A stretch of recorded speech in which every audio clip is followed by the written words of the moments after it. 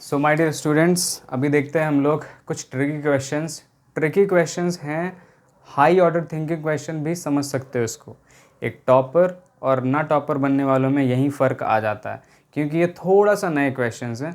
वैसे तो मैंने क्लास में पढ़ा रखा है, बट स्टिल आपको रिवाइज़ करने के लिए मैं ये कॉन्सेप्ट यहाँ भी बता रहा हूँ।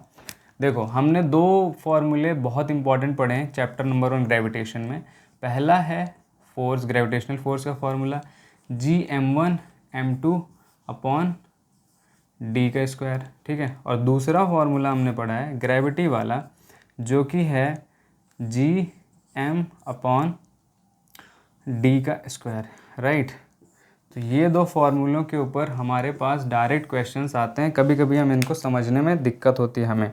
तो चलो मैं आपको इसके बारे में समझाने की कोशिश करता हूँ कि आखिर कैसे क्वेश्चंस मिल सकते हैं। तो देखो, इसमें एक तो क्वेश्चन आपको ये मिल सकता है कि अगर पहला क्वेश्चन, मान लो ये मैंने ए लिखा हुआ है। पहला क्वेश्चन ये है कि अगर, इसका डायग्राम पहले देखो, ये रहा एक मास 1 और ये रहा एक मास 2, इनके बीच का सेंटर ये रहा और इनके बीच का जो डिस्टेंस है उसको हमने क्या मान लिया, d। क्लियर है, ये m2 है। तो अब आपसे क्वेश्चन ये पूछेगा कि अगर हम लोग उन दोनों के बीच का डिस्टेंस को हाफ कर दें, यानी कि नई वाली जो डिस्टेंस उसको हमने क्या कर दिया, हाफ का मतलब ये जो था उसको 2 से डिवाइड हाफ कर दिया, तो क्या चेंज आएगा। तो नया वाला फोर्स, मतलब तब फोर्स में क्या चेंज आएगा, ये क्वेश्चन है। तो देखो इसको करते कैसे हैं। इसको करने का बहुत सिंपल सा तरीका है। क्या, तो इसने आपको नया डिस्टेंस दिया है ना, तो आपको भी अब नया फोर्स पता करना है। क्या करना है, नया फोर्स पता करना है, ठीक है। अब देखो, सिर्फ इसने डी की बात की है और सारी चीज़ें क्या है, सेम है, तो सब चीज़ें सेम रहेंगी। m1 हो गया, m2 हो गया, और अपॉन में देखो ये क्या है, डी डैश को इसने क्या कर दिया है, अभी जो नया वाला डिस्टेंस लिया उसको क्या किया, d/2 कर दिया। तो नया वाला फोर्स है ना, तो नया वाला डिस्टेंस लेंगे, तो इसको हमने क्या कर दिया, इस d की जगह d/2 लिख दिया। क्या, d/2 का होल स्क्वायर फॉर्मूले में रहता है, इसीलिए वो लिख दिया मैंने, सिंपल सा काम। फिर देखो अभी क्या करेंगे, ये बताओ, ये g का g रहेगा, ये m1 है, ये m2 है, अपॉन, अगर आपको कैलकुलेशन आती है तो समझ जाओगे, ये अपॉन में है ना, और अपॉन में है तो जो ऊपर वाली चीज़ होती है वो ऊपर ही रहती है, तो डी का स्क्वायर, और जो नीचे वाली चीज़ है ऊपर चली जाती, तो यहाँ पर क्या होगा, 2 का स्क्वायर क्या होगा, 4, तो यहाँ हमने क्या कर दिया, 4, राइट। तो अब देखिए आपको क्या चेंज दिख रहा है। आपको चेंज बहुत सिंपल सा दिख रहा होगा कि इस चीज़ को आप ऑलरेडी पहचानते हो, वो है ये वाला पुराना वाला फोर्स, राइट, वो आपका पुराना वाला फोर्स है। तो देखिए एफ डैश को हम लोग क्या लिख सकते हैं, एफ डैश को हम लोग लिख सकते हैं 4 टाइम्स ऑफ एफ, इसकी जगह सिंपल सा एफ। ये वाला एफ देखो ना, ये वाला एफ ही तो ये फॉर्मूला है, राइट। तो हमने यहाँ से क्या कंक्लूजन निकाला कि अगर इन दोनों की डिस्टेंस हाफ कर रहे हैं, मतलब इन दोनों को और पास ले आएंगे तो क्या हो जाता है, 4 टाइम्स फोर्स बढ़ जाती है, उनके बीच में अट्रैक्शन बढ़ जाती है, कितना, 4 गुना, अगर आधा डिस्टेंस कर दो तो, ठीक है।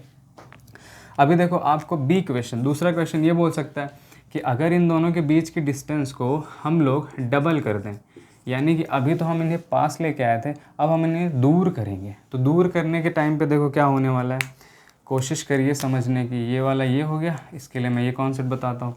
तो ऑलरेडी पहले से तो इनके बीच में जो फोर्स है वो क्या है, ये वाली, लेकिन हमने चेंज क्या किया, अभी नई वाली जो डिस्टेंस बोल रहे हो क्या है, डबल किया हुआ। तो चलो लिख लेते हैं, तो नई वाली फोर्स क्या होगी, और सब में चेंज नहीं आया, तो Gm1/m2, और फिर देखो क्या, नई वाली डिस्टेंस है ये, तो 2d का होल स्क्वायर। अब देखिए अगर आप इसको अच्छे से देखो तो आपको दिखेगा Gm1m2 अपॉन 2 का स्क्वायर 4, और ये क्या है, d का स्क्वायर। तो आप फिर से इसको देखो, फोकस करो, क्या आपको ये फार्मूला दिख रहा है कहीं, हाँ बिल्कुल सर, ये तो पुराना वाला फार्मूला है। तो ये आपका f हो गया, और अपॉन में क्या हो गया, 4। तो आप देखो जो फोर्स है वो कम हो गई है, 4 टाइम्स कम हो चुकी है। अगर ऐसे नहीं समझ आ रहा है तो आप ऐसे समझो कि अगर मैं इस फोर्स की वैल्यू 10 न्यूटन लूँ, जस्ट एन एग्ज़ाम्पल, तो देखो अगर मैं f की वैल्यू 10 रखूँ तो ये कितना हो जाएगा, 4 × 10 = 40 न्यूटन, है ना। और यहाँ देखो अगर F की वैल्यू 10 रखूँ तो 10 को 4 से डिवाइड करोगे तो 2.5 न्यूटन। यानी कि हमने कंक्लूड क्या किया कि जब भी इन्वर्सली प्रोपोर्शनल रिलेशन है, इसी को हम कहते हैं इन्वर्सली प्रोपोर्शनल, यानी कि नीचे ये चीज़ बढ़ेगी तो ये चीज़ कम होगी, और ये चीज़ कम होगी तो ये चीज़ बढ़ेगी। एग्जांपल आपके सामने देखो, जब हमने इस डिस्टेंस को आधा किया था तो फोर्स 4 टाइम्स बढ़ गई थी, 40 न्यूटन हो गई थी। स्टार्टिंग में 10 थी, 40 न्यूटन हो गई। जैसे ये इस वैल्यू को हमने बढ़ाया, इस वैल्यू को बढ़ाया, देखो 2D कर दिया, तो क्या चेंज दिखा हमें चेंज ये दिखा कि पहले जो फोर्स 10 न्यूटन थी, 10 न्यूटन, अब नई फोर्स हो गई 2.5 newton. This is what we call inverse proportional, inversely proportional. ठीक है, अब देखो इसमें भी, ये ग्रेविटी वाले में भी 2 क्वेश्चंस आपको मिलते हैं। एक क्या होता है आपके पास, एक बड़ा सिंपल सा क्वेश्चन आता है कि अगर हम लोग, अर्थ है ये अर्थ, तो अर्थ से अगर हम लोग दूर जा रहे हैं, मान लो हम ऊपर जा रहे हैं, तो ऊपर अगर हम लोग जा रहे हैं तो ग्रेविटी में क्या फ़र्क पड़ेगा। ठीक है, तो यहाँ पे देखो ना, ये डी होता क्या था, कोई ऑब्जेक्ट अगर यहाँ पर है तो हमने बोला था ना कि यहाँ से यहाँ तक के डिस्टेंस को तो डी बोल रहे हैं, और यहाँ से यहाँ तक की distance R radius of the earth है, ये सिंपल सा है ना, और ये पूरे डिस्टेंस को हमने डी बोला। तो देखो अभी हम चीज़ों को ऊपर बढ़ाते जा रहे हैं, तो ये क्या है, इन्वर्स प्रोपोर्शनल दिख रहे हैं आपको, इन्वर्सली प्रोपोर्शनल दिख रहा है ना। तो आप खुद ही लॉजिक लगाओ कि अगर इस वैल्यू को हम बढ़ाते जाएंगे, इस वैल्यू को बढ़ाते जाएंगे, तो ये वैल्यू क्या होगी, कम होगी। तो यहाँ से हमने लॉजिक निकाला कि इट इज़ इन्वर्सली प्रोपोर्शनल, और क्योंकि इन्वर्सली प्रोपोर्शनल तो एक ऐसा टाइम आएगा जब जी क्या हो जाएगा, 0। ठीक है, लॉजिक क्लियर है। अगला देखो, दूसरा क्वेश्चन आपसे पूछता है कि जब हम लोग अर्थ के अंदर आते हैं, यानी कि अगर ये अर्थ है हमारी अर्थ, ठीक है, अगर आप अंदर डिगिंग करो और आप सेंटर की तरफ आ रहे हो तब क्या चेंज होगा। तो देखो अर्थ का मास होता है कैपिटल M, राइट, लेकिन आप इस फॉर्मूले को देखो अच्छे से, G equals to capital G upon M upon D का स्क्वायर।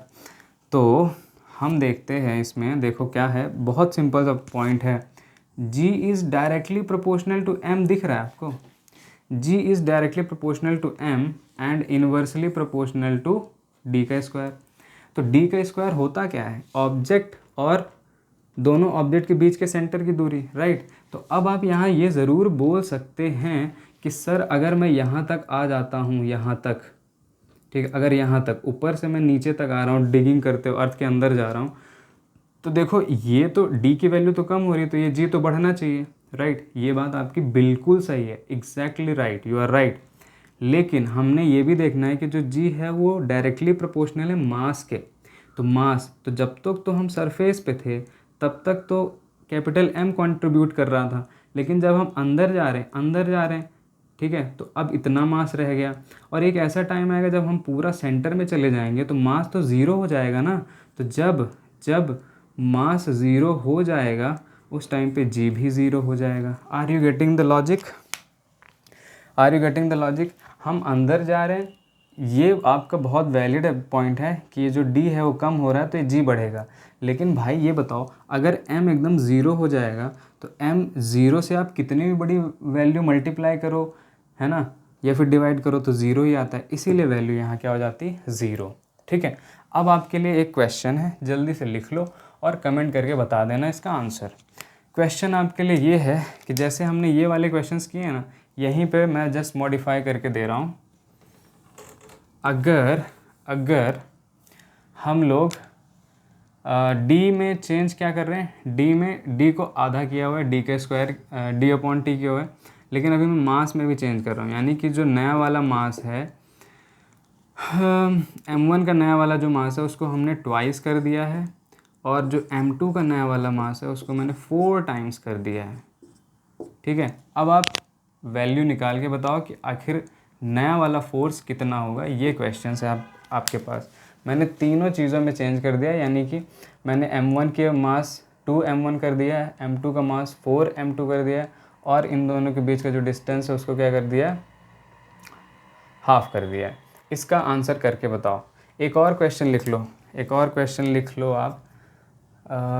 हाँ इधर मैं लिख रहा हूँ, एक और क्वेश्चन लिख लो, बहुत इंपॉर्टेंट क्वेश्चन है ये वाला भी, कि अगर हम लोग डिस्टेंस को डबल कर देते हैं, डिस्टेंस को हमने कर दिया डबल, ठीक है, डिस्टेंस को डबल कर दिया, और जो नया वाला m1 है वो 2m1 है, और जो पुराना m2 है नया वाला वो क्या है 2m2 हमने कर दिया।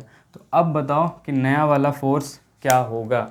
ये दो क्वेश्चंस हैं, इनके आंसर ज़रूर कमेंट करके बताना, और बताइए कि क्या आपको ये बात समझ में आ रही है। बहुत इंपॉर्टेंट क्वेश्चंस हैं ये। सोचो आप इन सिंपल से क्वेश्चंस, यार ये फॉर्मूले आपको याद है, बस थोड़ा सा लॉजिक लगाना होता है, उससे अगर आपके 2 मार्क्स चले जाएं तो कितना बुरा लगता है, राइट।